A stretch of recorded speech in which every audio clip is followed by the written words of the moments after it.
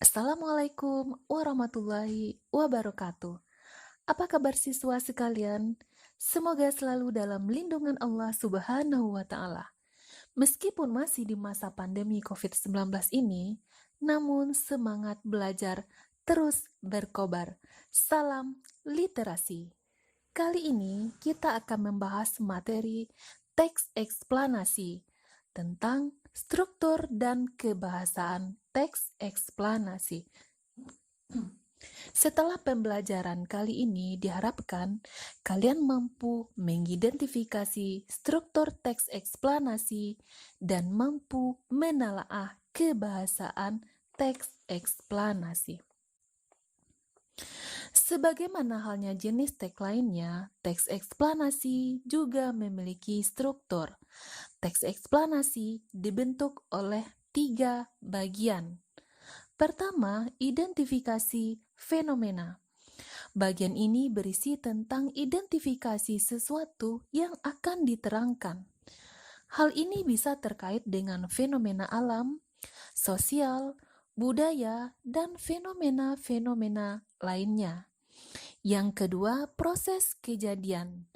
Bagian ini berisi tentang penggambaran rangkaian kejadian, memerinci proses kejadian yang relevan dengan fenomena yang diterangkan sebagai pertanyaan atas bagaimana atau mengapa. Proses kejadian dapat dikelompokkan menjadi 2, yaitu secara kronologis dan secara kausalitas atau penyebab. Secara kronologis merupakan fase-fase kejadian berdasarkan urutan waktu. Rincian yang berpola atas pertanyaan bagaimana akan melahirkan uraian yang tersusun secara kronologis. Secara kausalitas atau hubungan sebab akibat merupakan urutan peristiwa berdasarkan fase-fase kejadiannya. Rincian yang berpola atas pertanyaan mengapa akan melahirkan uraian yang tersusun secara kausalitas. Struktur yang ketiga, ulasan atau review, yaitu berupa komentar atau penilaian tentang konsekuensi atas kejadian yang dipaparkan sebelumnya. Jadi, ketiga struktur ini mutlak adanya, yaitu identifikasi fenomena, proses kejadian, dan ulasan. Berikutnya, kita akan menganalisis struktur teks eksplanasi. Struktur pertama, identifikasi fenomena. Pada kalimat, kalau memang sudah terkena anemia, jenis-jenis asupan alamiah seperti dari makanan sudah tidak praktis lagi. Pada bagian ini, dijelaskan fenomena yang terjadi, yaitu tentang anemia. Pada proses kejadian, kalimat ini disebabkan makanan berzat besi perlu ditambahkan sampai anemia terkoreksi. Biasanya mereka merasa sehat kembali setelah 1 atau 2 hari berikutnya jika mengonsumsi asupan zat besi. Namun itu menghilangkan gejala saja. Padahal penyakitnya ada sewaktu-waktu bisa muncul kembali. Oleh karena itu, agar anemia terkoreksi, dibutuhkan zat besi yang cukup sebagai cadangan di dalam tubuh. Zat besi itu berguna untuk mengganti sel darah merah yang hilang. Nah, pada bagian ini memaparkan secara kausalitas tentang proses penyembuhan penyakit anemia. Pembaca bisa memperoleh pemahaman yang jelas tentang cara-cara penyembuhan penyakit itu. Pada bagian ketiga, ulasan atau review.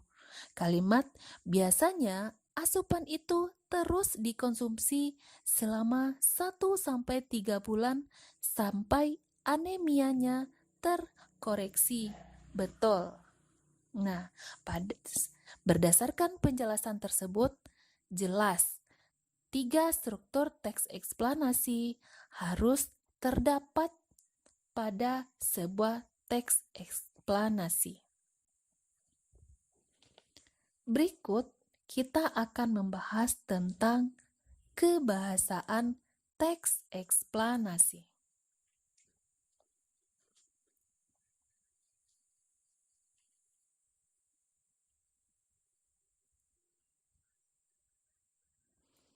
Ada 5 kebahasaan teks eksplanasi.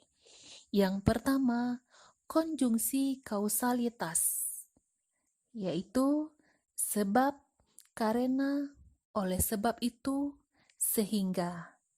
Kedua, kebahasaan yaitu konjungsi kronologis atau kata penghubung kronologis yang berhubungan dengan waktu, seperti kemudian, lalu, setelah itu, pada akhirnya. Yang ketiga, menggunakan keterangan waktu, seperti pada hari kelima, 9 hari kemudian, pada tahun ini. Yang keempat, menggunakan kata kerja pasif, seperti terlihat, terbagi, ditimbun, dilahirkan. Masih ingat apa ciri kata kerja pasif? Ya, kata kerja yang mendapat imbuhan ter dan di. Sedangkan yang kelima, menggunakan kata-kata teknis, yaitu kata-kata yang digunakan pada bidang tertentu.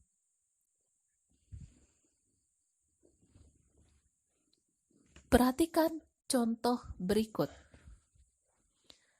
Kalimat pertama, pada bulan keempat, muka telah kian tampak seperti manusia. Pada bulan keempat itu keterangan waktu. Dalam bulan kelima, rambut-rambut mulai tumbuh di bagian kepala. Dalam bulan kelima juga merupakan keterangan waktu. Selama bulan keenam, alis dan bulu mata timbul.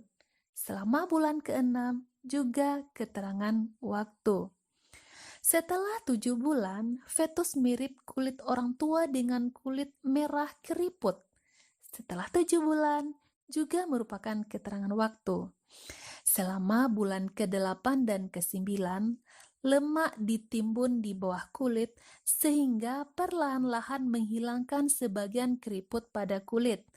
Pada kalimat ini terdapat 3 ciri kebahasaan, yaitu selama bulan ke-8 dan ke-9, merupakan keterangan waktu, ditimbun kata kerja pasif, dan sehingga konjungsi kausalitas. Kalimat berikutnya, kaki membulat.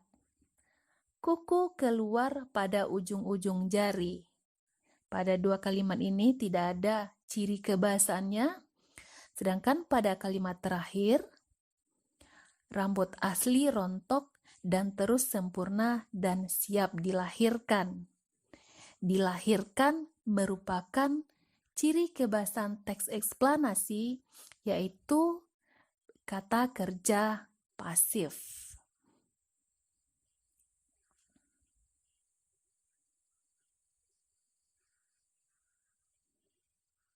Nah, sebelum pertemuan ini ditutup, ada orang bijak mengatakan bahwa orang bijak belajar ketika mereka bisa. Orang bodoh belajar ketika mereka terpaksa. Arthur Wellesley. Pertanyaannya, kita di posisi mana? Apakah di posisi orang bijak atau orang bodoh? Jawabannya ada pada diri kalian masing-masing.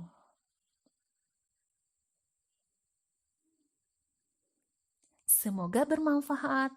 Akhir kata, billahi taufik wal hidayah. Wassalamualaikum warahmatullahi wabarakatuh. Salam literasi.